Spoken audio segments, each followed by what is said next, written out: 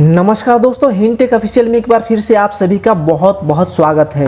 दोस्तों, आशा करता हूं कि आप लोग जहां भी होंगे खुशहाल होंगे। दोस्तों, अगर आप एक सीएससी वीएलई हैं, कॉमन सर्विस सेंटर संचालक हैं या साइबर कैफे संचालक हैं या किसान भाई बंधु हैं, तो ये वीडियो आप सभी के लिए बहुत ही महत्वपूर्ण होने वाला है, क्योंकि इस वीडियो में मैं आप सभी को एक ऐसे आवेदन प्रपत्र के बारे में बताने वाला हूं जिससे आप सभी को बहुत ही फायदा होने वाला है, क्योंकि ये प्रपत्र किसान भाइयों के लिए बहुत ही महत्वपूर्ण होने वाला है।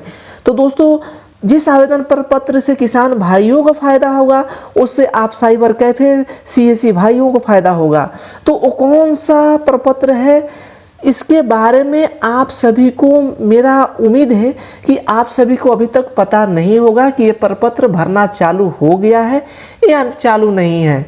तो दोस्तों, अगर आपको इसके बारे में, इस प्रपत्र के बारे में पहले से नॉलेज है, तो हमारे कमेंट बॉक्स में कमेंट करके अवश्य बताइएगा। अगर आपको मेरे वीडियो से पता चलता है तो भी कमेंट बॉक्स में कमेंट करके अवश्य बताइएगा। तो चलिए दोस्तों, वीडियो को शुरू करते हैं। वीडियो शुरू करने से पहले आपसे एक छोटी सी रिक्वेस्ट है कि अगर आप हमारे चैनल पे पहली बार आए हो तो प्लीज़ हमारे चैनल को सब्सक्राइब करने के साथ साथ बेल के घंटे पर क्लिक कर ऑल नोटिफिकेशन को ऑन कर लीजिएगा, ताकि ऐसे इंटरेस्टिंग वीडियो सबसे पहले आप देख सकें। तो चलिए दोस्तों, सबसे पहले आप सभी को आ जाना है एग्रीकल्चर डिपार्टमेंट के वेबसाइट पे। तो दोस्तों, जो भी सीएससी वीएलई हैं, किसान भाई बंधु हैं और साइबर कैफे संचालक हैं, तो उन सभी को पता ही होगा कि डीबीटी एग्रीकल्चर के वेबसाइट पे कैसे जाना है। अगर आप नए नए हैं, आपको पता नहीं है, तो भी मैं आप सभी को बता दूं कि आप अपना ब्राउज़र ओपन कर लीजिएगा और यहाँ पे सर्च कर लीजिएगा डीबीटी। तो दोस्तों, डीबीटी सर्च करने के बाद बहुत सारे ऑप्शन आ जाएंगे, DBT agriculture Bihar, DBT Bihar, किसी एक पे आप क्लिक करके सर्च कर लीजिएगा। जैसे ही आप सर्च कीजिएगा तो जो सबसे पहला वेबसाइट होगा dbt.agriculture.bihar.gov.in। तो दोस्तों, इस वेबसाइट पे क्लिक करके आपको ओपन कर लेना है। जैसे ही ओपन कीजिएगा, कुछ इस तरह का इंटरफेस एक पॉपअप खुल के आएगा आवश्यक सूचना का। तो दोस्तों, इस आवश्यक सूचना के बारे में मैं आप सभी को एक पहले ही वीडियो बना करके दिया हूं। आप हमारे चैनल में वीडियो पे क्लिक करके नीचे जाके देख सकते हैं। तो इस पीएम किसान के बारे में एक वीडियो आपको मिलेगा। फिर भी मैं आपको इसके बारे में थोड़ा सा समझा देना चाहता हूं कि जो भी किसान हैं जो 6,000 रुपये सलीना का मानदेय लेते हैं पीएम किसान सम्मान निधि योजना की तरफ से, तो अगर वो किसान एलिजिबल नहीं है, उनके पक्का मकान है, उनका सैलरी ज़्यादा आता है, 10,000 से ऊपर आता है, या उनका ज़मीन ज़्यादा है, तो ऐसे में या वो किसान आईटीआर फाइलिंग भी करते हैं, तो वो किसान एलिजिबल नहीं है इस 6,000 रुपये किसान सम्मान निधि योजना का लाभ उठाने के लिए। तो वैसे किसान को जो भी पेमेंट आज तक लिए हैं उनको जमा करना ही पड़ेगा, या आज करें या 5 साल 10 साल के बाद करें, उनको करना ही है। अगर आप नहीं करते हैं तो आपके ऊपर विभाग की तरफ से कानूनी कार्रवाई भी हो जाएगा। तो आप कानूनी कार्रवाई से बचने के लिए जल्द से जल्द अपना पैसा को रिफंड कर दें और इस झंझट से बचें। तो चलिए दोस्तों, इसके बारे में फिर एक दूसरा वीडियो में समझाऊंगा। तो अभी इस पॉपअप को मैं बंद कर देता हूं और आ जाता हूं डीबीटी एग्रीकल्चर के मेन वेबसाइट पे। तो दोस्तों, कौन सा आवेदन प्रपत्र है, तो मैं इस वीडियो में अभी बताने वाला हूं। जैसे कि आप सभी को पता है कि बिहार में लगभग धान का फसल पक करके तैयार हो चुका है। तो पहले था कि लोग घर में ही उससे चावल बनाते थे और राइस मिल में जा कर के चावल निकाल लेते थे, लेकिन अब ऐसा लगभग नहीं हो रहा है। हर कोई अपना धान का फसल बेच देता है और मार्केट से चावल खरीद लेता है। तो ऐसे में धान उचित मूल्य में कैसे बेचे, इसके लिए यहाँ से एक प्रपत्र आवेदन फॉर्म भरा जा रहा है। तो चलिए दोस्तों, इस वेबसाइट में स्क्रॉल डाउन करके आपको नीचे आ जाना है। उसके बाद दोस्तों, आइएगा तो यहाँ पे मिल जाएगा खरीफ धान अधिप्राप्ति 2022 और 23 एक नया फॉर्म आ चुका है। तो यहाँ पे क्या करना है, सबसे पहले आपको आवेदन करे पे आपको क्लिक करना है। जैसे ही आवेदन करे पे आप क्लिक करेंगे फिर से एक ऐसा कुछ इंटरफेस खुल करके आ जाएगा। यहाँ पे पूछ रहा है पंजीकरण संख्या, तो पंजीकरण संख्या डालना है। पंजीकरण संख्या आपको कहाँ मिलेगा, पहले ही अगर आप पीएम किसान में रजिस्टर्ड हुए होंगे तो आपके पास एक पंजीकरण संख्या होगा। अगर आपका पंजीकरण संख्या गुम हो गया हो तो कैसे निकालेंगे, मैं आप सबको बता देता हूँ। दोस्तों यहाँ पे कुछ आवेदन भरने से पहले आवश्यक जानकारी पढ़ लें। कुछ टर्म एंड कंडीशन दिया गया है कि आवेदन देने के लिए OTP उनके पंजीकृत मोबाइल पर भेजा जाएगा, जो आवेदन के लिए आवश्यक एवं गोपनीय है। कृपया एक ही मोबाइल संख्या का प्रयोग करें। कहने का मतलब है कि जब भी आप किसान पंजीकरण कराए होंगे तो आपके पास जो मोबाइल होगा उस पर एक OTP जाएगा और वो OTP यहाँ पे देना है, वो गोपनीय है। तो कभी भी आप एक ही मोबाइल नंबर का इस्तेमाल करें, जैसे खाता नंबर में वही नंबर दें, आधार कार्ड में वही नंबर दें, कहीं भी एक ही नंबर का यूज करें। तो दोस्तों यहाँ पे दिया गया है, यदि किसान पंजीकरण संख्या नहीं है तो इस लिंक पर जाकर पंजीकरण करें। अगर आपके पास पंजीकरण नहीं हुआ है पहले से तो यहाँ पे इस लिंक पे आपको क्लिक करके अपना पंजीकरण कर लेना है, यानी किसान पंजीकरण करना है। उसके बाद दूसरा यहाँ दिया गया है, किसान पंजीकरण विवरणी में कोई त्रुटि होने पर इस लिंक पर जाकर सुधार करें। अगर आपके पास किसान पंजीकरण है लेकिन उसमें कुछ त्रुटि है, जैसे कि अकाउंट नंबर गलत हो गया हो, नाम में कोई गलती हो, मोबाइल नंबर गलत हो या गुम हो गया हो, तो यहाँ से इस लिंक पर जा कर के आप उस पंजीकरण को सुधार कर सकते हैं। तीसरा दिया गया है, कृपया आवेदन सबमिट करने से पूर्व आवेदन की सभी सूचना को पुनः जांच लें। आवेदन को फाइनल सबमिट करने से पहले आवेदन को जांच लें। आवेदन फाइनल सबमिट करने के बाद संशोधन की अनुमति नहीं है। एक बार जब आप फाइनल सबमिट कर देते हैं तो फिर इसमें संशोधन नहीं कर सकते हैं। 4 में दिया गया है, किसान का प्रकार रैयत होने की स्थिति में भूमि विवरणी हेतु जमाबंदी पंजी की भाग संख्या एवं पृष्ठ संख्या जानने के लिए इस लिंक पर जाएं। अगर आप रैयत हैं, जैसे कि कभी भी आप फसल बीमा योजना भी भरते हैं तो एक रैयत एक गैर रैयत आता है, तो अगर आप रैयत किसान हैं तो आपका जमीन का वर्तमान जमीन का जमाबंदी का पंजी संख्या की भाग संख्या और पृष्ठ संख्या यहाँ पे देना पड़ेगा। तो कहाँ से निकालेंगे, तो इसके लिए एक लिंक दे दिया गया है। तो मैं इसका लिंक डिस्क्रिप्शन बॉक्स में भी दे दूंगा, इसका लिंक मैं डिस्क्रिप्शन बॉक्स में दे दूंगा, वहाँ पे भी आप क्लिक करके वहाँ से आप निकाल सकते हैं। तो मैं इसको ओपन कर लेता हूँ कि फिर मुझे आगे काम पड़ने वाला है। उसके बाद यहाँ पे आइएगा 5 नंबर में, रैयत किसान के लिए अधिकतम धान की मात्रा। अगर आप रैयत किसान हैं तो 250 क्विंटल तक आप बेच सकते हैं।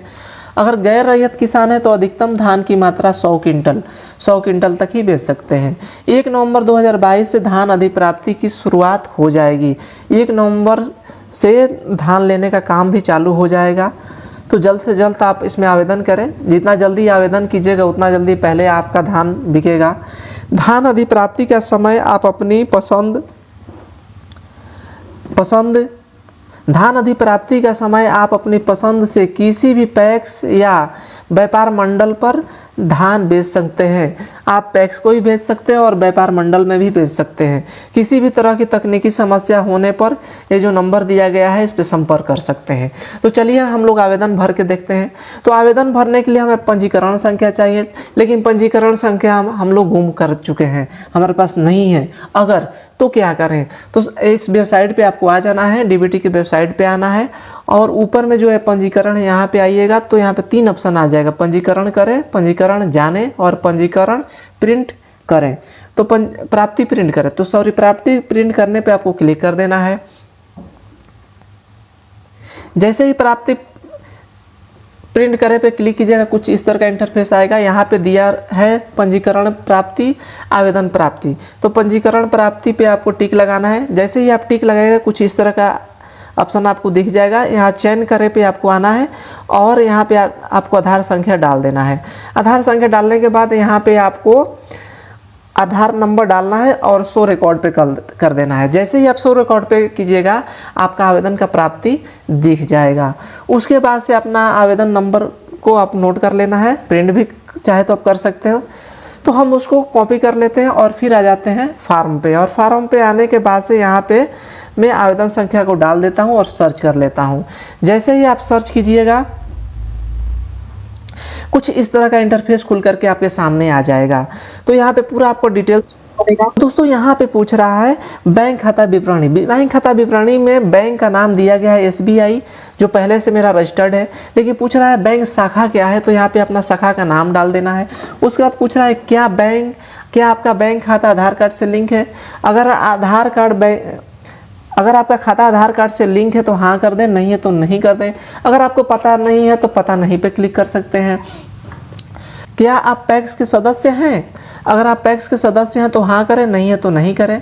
उसका बाद पूछ रहा है कि धान देने के लिए पैक्स या व्यापार मंडल का चयन करें। आप धान किसको सेल करना है, पैक्स को सेल करना है कि व्यापार मंडल को सेल करना है, तो अपने हिसाब से आप सिलेक्ट कर लें। उसके बाद पूछ रहा है किसान का प्रकार, आप रैयत हैं गैर रैयत हैं। अगर आप गैर रैयत हैं तो आपको कुछ इस तरह का इंटरफेस आपको दिखेगा, कुछ इस तरह का ऑप्शन दिखेगा जिसमें आपको चुनना होगा, अपना अंचल चुन लेना होगा, हल्का चुन लेना है। अंचल में कौन सा आपका हल्का आता है, मतलब पंचायत कौन सा आता है, अपना पंचायत चुनना है। उसके बाद से पंचायत में मौजा होता है, जैसे मतलब गांव, किस गांव के रहने वाले, तो अपना गांव चुन लेना। उसके बाद पूछ रहा है जिस ज़मीन में आप खेती किए हैं उसका खाता नंबर यहाँ डालना है, उसका खेसरा नंबर डालना है, और उसका रकबा कितना है, तो रकबा एकड़ में डालना है। 100 डिसमिल का 1 एकड़ होता है। अगर 1 एकड़ है, अगर आपका 1 एकड़ ज़मीन है तो आपको यहाँ पे 1 डालना है। अगर आपका 1 एकड़ नहीं है, आपके मान के चलिए 80 डिसमिल ही है, तो आपको यहाँ पे 0.80 कर देना है। ठीक है। उसके बाद से यहाँ पूछ रहा है ज़मीन मालिक का नाम, मतलब वो किसका ज़मीन है उसका नाम यहाँ डाल देना। और रिकॉर्ड यहाँ पे दोस्तों दिया गया है, रिकॉर्ड हटाएं, और यहाँ पे है नया जोड़े। तो यहाँ पे मालिक का नाम डालने के बाद से यहाँ पे नया जोड़े पे क्लिक कर देना है। तो ऐसे अगर आपका 4-5 खेत है तो ऐसे जोड़ जोड़ के आप उसको जोड़ सकते हैं। ठीक है। तो जितना यहाँ पे रकबा डालिएगा यहाँ पे रकबा आ जाएगा, और उस रकबा में आपका धान कितना हुआ है, मतलब कितना आपको सेल करना है, लगभग यहाँ पे डाल सकते हैं। मान के चलिए आपके पास 10 क्विंटल धान हुआ है तो यहाँ पे आप 10 डाल दीजिए, 10 डाल देना। उसके बाद यहाँ पे आपको टिक लगाना है और आगे बढ़े पर क्लिक करना है। लेकिन हमारा रैयत है तो हम इसको गैर रैयत को हटा करके रैयत कर देंगे। जैसे हम रैयत करेंगे तो कुछ इस तरह का ऑप्शन खुल के सामने आएगा। यहाँ पे पूछ रहा है आधार के अतिरिक्त पहचान संख्या, मतलब आधार के अतिरिक्त भी कोई आपका पहचान संख्या चाहिए, जैसे कि वोटर कार्ड हो गया, आपका पैन कार्ड हो गया, राशन कार्ड हो गया। तो यहाँ पे आपको सिलेक्ट करना है, चुनना है। तो जो भी है किसान क्रेडिट कार्ड हो गया, मतदाता फोटो पहचान पत्र हो गया, पैन कार्ड हो, कौन सा भी एक आपको अपना कार्ड को चुन लेना, पहचान पत्र को चुनना है और उसका नंबर यहाँ पे डाल देना है। उसके बाद पूछ रहा है जिला, जो आपका राजस्व एवं भूमि सुधार विभाग के राजस्व अभिलेख में दर्ज सूचना के अनुसार, मतलब जो भी आपका ज़मीन का रसीद है, मतलब वो जहाँ पे रिकॉर्ड है उसका डिटेल्स यहाँ पे डालना है। तो किस ज़िले में ज़मीन है तो अपना ज़िला सेलेक्ट कर लेना है। उसके बाद से यहाँ पे आपको अंचल किस मतलब ब्लॉक में है तो उसका ब्लॉक सेलेक्ट कर ले। उसके बाद से हल्का मतलब आपका पंचायत किस पंचायत में है उसको यहाँ पे आपको सिलेक्ट कर लेना है। ठीक है। उसके बाद से पंचायत सेलेक्ट करने के बाद मौजा में चुनने का ऑप्शन आ जाएगा। तो फिर मतलब आपका गांव कौन सा है उस पंचायत में, तो अपना गांव को सिलेक्ट कर लें। उसके बाद पूछ रहा है कि जमाबंदी का भाग संख्या, जो भी आपका ज़मीन है उसका भाग संख्या और पृष्ठ संख्या यहाँ डालना है। उसके बाद आपका ज़मीन का विवरण आ जाएगा। तो ये कैसे डालेंगे, इसके लिए मैं एक लिंक पहले से ओपन करके रखा हूँ। इस लिंक को मैं वीडियो के डिस्क्रिप्शन में भी डाल दूंगा, वहाँ से आप क्लिक करके डायरेक्ट इस पेज पे आ जाएंगे। आपको बहुत आसानी हो जाएगी। और आपको पंजीकरण करेक्शन करना हो उसका भी मैं वहाँ पे लिंक डाल दूंगा। ठीक है। आप वहाँ से करके देख सकते हैं। तो चलिए इसमें क्या करते हैं कि हम यहाँ पूछ रहा है कि जिला चुनने, तो जिला चुन लेना। फिर से मैं अपना जिला चुन लिया और अपना अंचल चुन लिया। थोड़ा नेट स्लो है इसलिए प्रॉब्लम आ रहा है। तो यहाँ से अपना ब्लॉक चुन लेना, अंचल चुन लेना। उसके बाद से प्रोसीड पे आपको क्लिक कर देना है। जैसे ही आप प्रोसीड पे क्लिक कीजिएगा, हल्का चुनने का ऑप्शन या चयन करे का ऑप्शन आ जाएगा और यहाँ पे आपको जिस भी पंचायत में आप रह रहे हैं अपना हल्का को चुन लें, वही आपका हल्का होता है जो पंचायत है। उसके बाद जैसे हल्का में सिलेक्ट कीजिएगा, आपका मौजा ओपन हो जाएगा। तो मौजा मतलब गांव, आपकी एक पंचायत में जितने भी गांव होंगे वो पूरे शो कर जाएंगे। उसमें से जो भी आपका गांव है, जिस गांव में आपका ज़मीन है, उसको आपको सिलेक्ट कर लेना है। जैसे ही सिलेक्ट कर लीजिएगा, उसके बाद यहाँ पे नीचे देखिएगा तो भाग वर्तमान तो आपको चुनना ही है, पृष्ठ संख्या तो आपको चुनना है, जैसे वही आपको पता करना है। तो चुनने के लिए रैयत के नाम से आप चुन सकते हैं, खाता नंबर से चुन सकते हैं और समस्त पंजी के अनुसार भी चुन सकते हैं। मतलब आपके उस गांव में जितना भी ज़मीन है पूरा आ जाएगा। उसमें से आपको देखना पड़ेगा कि किस नाम से आपका ज़मीन है, उसको आप निकालिएगा। उसमें ढूंढने में बहुत टाइम लग जाता है। अगर आपके पास प्लॉट नंबर है तो उससे आप चुन सकते हैं, जहाँ बंदी नंबर है तो उससे चुन सकते हैं। तो मैं खाता नंबर से चुनूंगा, तो यहाँ पे अपना खाता नंबर में डाल दिया। डालने के बाद से यहाँ पूछ रहा है सुरक्षा कोड, तो सुरक्षा कोड यहाँ पे दे रहा है 1+1, तो यहाँ हो गया 2। इसका आंसर देना है और सर्च करना है। जैसे आप इसको सर्च कीजिएगा, सर्च करने के बाद इस खाते में जितने भी मतलब नाम होगा वो सब आपको दिख जाएगा। ये जितना नाम दिख रहा है ना, ये एक ही खाते में सबका ज़मीन है। तो यहाँ पे आपको आइएगा तो इधर देखिए भाग वर्तमान दिया गया है और पृष्ठ वर्तमान दिया गया है। इसको आपको नोट कर लेना है और इसी को आकर के आप अपने आवेदन में यहाँ पे डाल देना है। ठीक है, डालने के बाद से ज़मीन का विवरण खोजे पे आपको क्लिक करना है। जैसे आप इस पर क्लिक कीजिएगा तो आपका ज़मीन का डिटेल्स आ जाएगा। जैसे कि यहाँ पे 2 खाता है तो दोनों यहाँ पे दिख गया। अब एक खाते में कितना ज़मीन है, कितना मतलब एकड़ है, तो यहाँ पे आपको सेलेक्ट करना है। जैसे कि मेरा पहले वाले मान के चलता हूँ कि 350 डिसमिल यानी 3 एकड़ 50 डिसमिल है, तो 3.5 कर देंगे या 50 भी कर सकते हैं। उसके बाद से निचला वाला में मान के चलिए कि 2.80 मतलब 280 डिसमिल है, तो 2 एकड़ 80 डिसमिल हो गया, तो 2.8 कर देंगे या 8 के बाद 0 भी लगा सकते हैं। और कहीं आप साइड में क्लिक कर दीजिए। जैसे ही आप इस पर साइड में क्लिक कीजिएगा ना, तो दोनों को रकबा को जोड़ करके यहाँ पे दिखा देगा कि कुल एकड़ 6.30। ठीक है, अब इसमें आपका धान का फसल हुआ कितना है, तो मान के चलिए आपके पास 50 क्विंटल हो गया है, तो यहाँ पे 50 डाल देंगे। 10 क्विंटल होगा तो 10 डाल देंगे। जितना भी आपका धान का फसल हुआ है यहाँ पे डाल देंगे और यहाँ पे टिक लगाना होगा। पहले से लगा नहीं रहेगा, मैं जो गैर रैयत का पे सेलेक्ट किया था इसलिए मैं यहाँ पे चकमक लगाया था, टिक लगा दिया था, वही यहाँ पे शो कर रहा है। उसके बाद से यहाँ पे आगे बढ़े पे आपको क्लिक करना है। जैसे ही आप आगे बढ़े पे क्लिक कीजिएगा, कुछ इस तरह का इंटरफेस खुल करके सामने आ जाएगा और यहाँ एक पॉपअप भी खुल के आएगा कि कृपया सभी योजनाओं के सूक्ष्मता से जांच कर लें। यदि आपकी सूचनाएं सभी प्रकार से सही है तो कैप्चर और OTP दर्ज करें। तो इस पर ओके कर देना है। कहने का मतलब पहले आपको सब जांच लेना है, कोई गलती तो नहीं है। अगर सब कुछ सही है तो यहाँ पे आपको ये जो कैप्चर कोड दिया गया है उसको आपको डाल देना है। ठीक है, डालने के बाद से यहाँ सुरक्षित करें पे आपको क्लिक कर देना है। जैसे ही आप सुरक्षित करें पे क्लिक कीजिएगा, आपके रजिस्टर्ड मोबाइल नंबर पे एक OTP चले जाएगा और उस OTP को यहाँ पे डाल के फाइनल सबमिट पे क्लिक करना है। जैसे ही आप फाइनल सबमिट पे क्लिक कीजिएगा, आपका आवेदन सक्सेसफुल हो जाएगा और एक प्राप्ति रसीद आपको जनरेट करेगा। तो उसको आप प्रिंट करके रख लेना है। उस रसीद को प्रिंट करके रखना है, जैसे कि वो फार्म होता है तो उसको प्रिंट करके रख लीजिएगा। ठीक है, और 1 नवंबर के बाद से आपके पास कॉल आ जाएगा। जैसे पैक्स का अगर आप चुने होंगे तो पैक्स वाले फ़ोन करेंगे, व्यापार मंडल पे आप क्लिक करें होंगे तो व्यापार मंडल वाले आपको फ़ोन करेंगे और आपसे मिलेंगे और आप उचित मूल्य पे उनको अपना धान सेल कर सकते हैं। तो दोस्तों वीडियो कैसा लगा कमेंट बॉक्स में कमेंट करके अवश्य बताइएगा। अगर इस आवेदन फॉर्म के बारे में अगर आपको पहले से पता होगा तो भी कमेंट करके बताइएगा कि आपको पहले से पता है। अगर आपको ये मेरा वीडियो देखने के बाद पता चला है तो भी कमेंट बॉक्स में कमेंट करके अवश्य बताइएगा। तो चलिए दोस्तों वीडियो को यहीं पर समाप्त करते हैं, फिर मिलते हैं अगले वीडियो के साथ। जब तक के लिए जय हिंद दोस्तों।